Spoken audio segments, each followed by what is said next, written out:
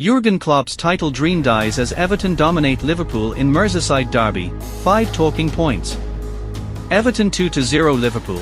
Gerard Branthwaite and Dominic Calvert-Lewin scored the goals as Sean Dyche's side took a big step towards safety, and may well have ended Jurgen Klopp's title hopes.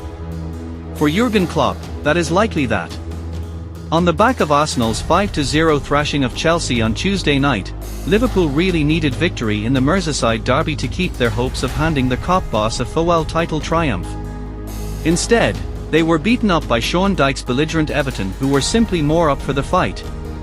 A raucous Goodison Park got behind its side from the outset and the Toffees responded. Dyche's men came out of the blocks fast, didn't let their visitors settle and set about claiming another 3 points to take them closer to safety with no shortage of purpose. When Gerard Branthwaite found the net in the 27th minute, it was richly deserved.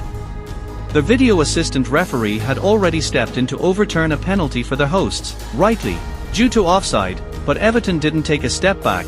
Instead they doubled down and continued to push. Liverpool had their moments, a strong end to the first half, their best period of the game, with Jordan Pickford called into action a couple of times, making a particularly fine stop to deny Luis Diaz. But they didn't return from their halftime break with the same intensity, and 13 minutes into the second half, Dwight McNeil's in-swinging corner reached the far post, where Dominic Calvert-Lewin, in his best Everton performance for some time, leapt unmarked and powered his header into Alisson's net. Liverpool would throw men forwards and created chances. They managed plenty of shots. Their XG was higher and they had more touches in the opposition penalty area than their hosts. But they didn't deserve anything more than the defeat they suffered. Their faces of Andy Robertson and Trent Alexander-Arnold, substituted with just over 5 minutes of normal time to go, told the story as they sat down on the bench. Their race, and Klopp's hopes for a final taste of silverware at Anfield on May 19, may just have gone up in smoke. 1. The early fight. Simply put, it was lost by Liverpool. For the opening half hour, Everton were running harder, jumping higher and winning the 50-50s. And the 40-60s. Even the 30-70s. While Jurgen Klopp was berating fourth official Simon Hooper on the touchline, his opposite number can only have been delighted with how his side imposed themselves on this game. They weren't going to let Liverpool ease into it and dictate the tempo. They turned up the heat and Liverpool struggled to handle it. They were naive, weak and, given the amount of silly fouls they gave away in their own half, rather stupid. Branthwaite's opener rather summed it all up. The visitors didn't deal with the first ball, were beaten to the second and third. Konate's sliced clearance was panicked, and while a sprawling Alisson did his best, he couldn't keep it from going underneath him and squirming over the line. 2. Mr. Calvert-Lewin, nice to see you again. In a different universe, one where he hasn't suffered numerous injury issues and remains at his 2020-21 best, Euro 2024 would see Dominic Calvert-Lewin as backup to Harry Kane. Instead, he's got just 12 goals in his last 63 Premier League appearances, across 3 seasons coming into tonight, and is nowhere near. But on this night, maybe he rediscovered a little something. Everton's early aggression and physicality was epitomised by their number 9. He rattled both Virgil van Dijk and Ibrahima Konate, holding strong and standing firm, enjoying the physical battle, winning fouls and free kicks, getting his side up the pitch and looking as sharp as he's looked in his long time.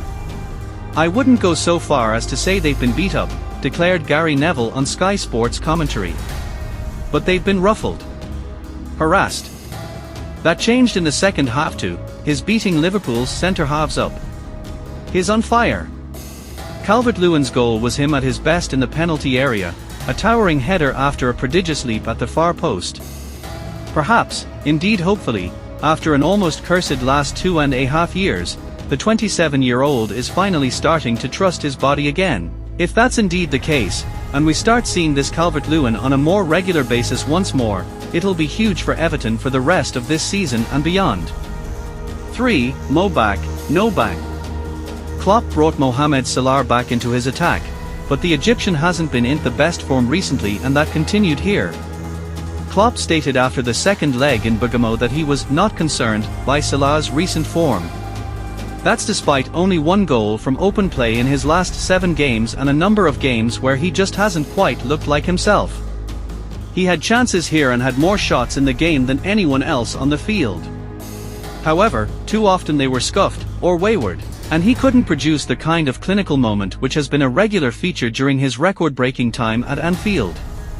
For him, perhaps more than any other, a very disappointing night. 4. Tigerish Garner. The former Manchester United youngster has grown in importance in recent weeks for Everton, and he again had a fine game here. He uses the ball well, closes down opponents with vigour, puts his foot in and wins tackles, and isn't bad with a dead ball either. Too often this season Everton have lacked balance in midfield, but Garner and Idrissa Gueye have found a nice little partnership which both shields the defence diligently while has the ability to spring quick counters.